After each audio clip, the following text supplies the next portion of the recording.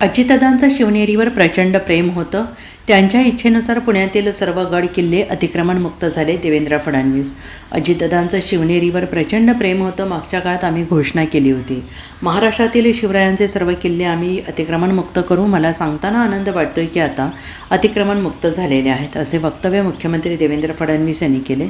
छत्रपती शिवाजी महाराज यांचा 396वा जन्मोत्सव सोहळा शिवनेरी येथे पार पडला. या कार्यक्रमातून ते बोलत होते. देवेंद्र फडणवीस यांनी म्हटलंय की छत्रपती शिवाजी महाराज नसते तर भारताचा इतिहास, भारताचा भूगोल यापैकी काहीच राहिलेले नसते. खऱ्या अर्थाने ज्या काळात हिंदुस्थानात अनेक राजे आणि राजवाडे मोगलांचं मंडलिकत्व स्वीकारून काम करत होते, अशा परिस्थितीत आई जिजाऊंनी छत्रपती शिवरायांना घडवलं.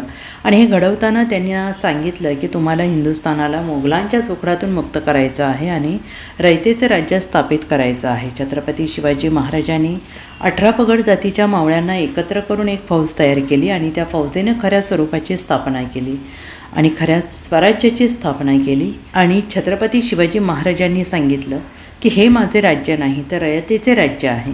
तुम्ही जे लढत आहात ते मला राजा बनवण्यासाठी लढत नाही, तुम्ही जे लढत आहात ते देव, देश, धर्माकरिता लढत आहात, असंही त्यांनी म्हटले. देवेंद्र फडणवीस पुढे म्हणाले की भारताच्या इतिहासात पहिलेच असे राजे होते की ज्यांनी ओळखले आपला पुढचा शत्रू हा समुद्राच्या मार्गाने येणार आहे.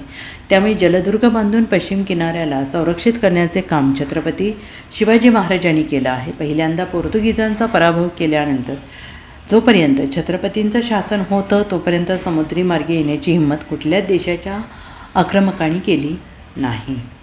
छत्रपती शिवरायांनी 18 पगड जातीच्या तमाम मावळ्यांना एकत्रित करून एक अशी फौज तयार केली, ज्या फौजेने या ठिकाणी खऱ्या अर्थानं स्वराज्याची स्थापना केली. आणि छत्रपती शिवरायांनी सांगितलं, हे माझं राज्य नाहीये, हे रयतेचं राज्य आहे. तुम्ही जे लढता आहात हे मला राजा बनवण्याकरता लढत नाही, तुम्ही जे लढतात ते देव, देश आणि धर्माकरता लढता आहात. तुम्ही जे लढतात ते सामान्य माणसाला या मोगलांच्या जोखडातनं मुक्त करण्याकरता लढतात. आणि म्हणून एक असं राज्य महाराजांनी स्थापित केलं ज्या ठिकाणी समता होती, ज्या ठिकाणी प्रत्येकाला सन्मान होता, ज्या ठिकाणी अन्याय नव्हता, अत्याचार नव्हता, ज्या ठिकाणी महिला सुरक्षित होत्या, ज्या ठिकाणी शेतकरी समाधानी होता. एक असं राज्य की ज्यांचा राज्यकारभार पाहिल्यानंतर जगभरातले लोक आश्चर्य करतात की एक राजा इतक्या गोष्टी कसं करू शकतात. अशा प्रकारचं साम्राज्य हे छत्रपती शिवरायांनी आपल्याला घडवून दाखवलं.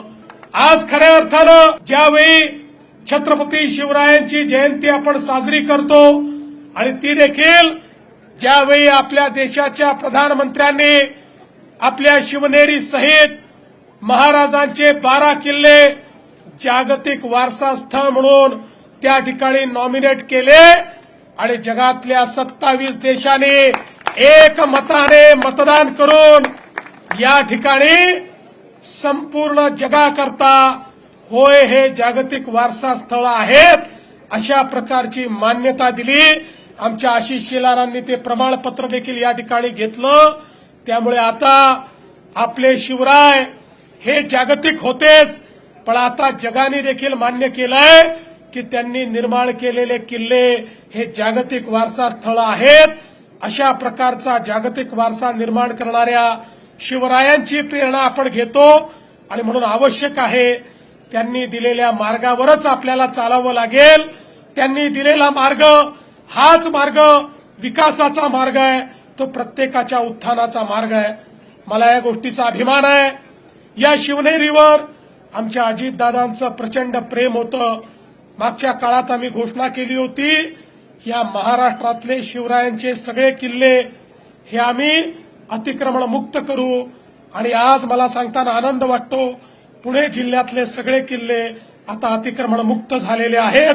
एकही किल्ला या ठिकाणी अतिक्रमण नाही. मी आज या निमित्ताने मराठा सेवा संघाला आश्वस्त करू इच्छितो, आपण जे निवेदन दिलेलं आहे त्याच्यावर आम्ही नीट काम करू आणि 2030 साली महाराजांची 400वी जन्मशताब्दी ज्यावेळेस आपण साजरी करू त्यावेळी निश्चितपणे अतिशय भव्य जगभराचे डोळे दिपतील अशा प्रकारची शताब्दी ही आपण साजरी करू हा विश्वास देतो. Sharad bureau report SPN Marathi.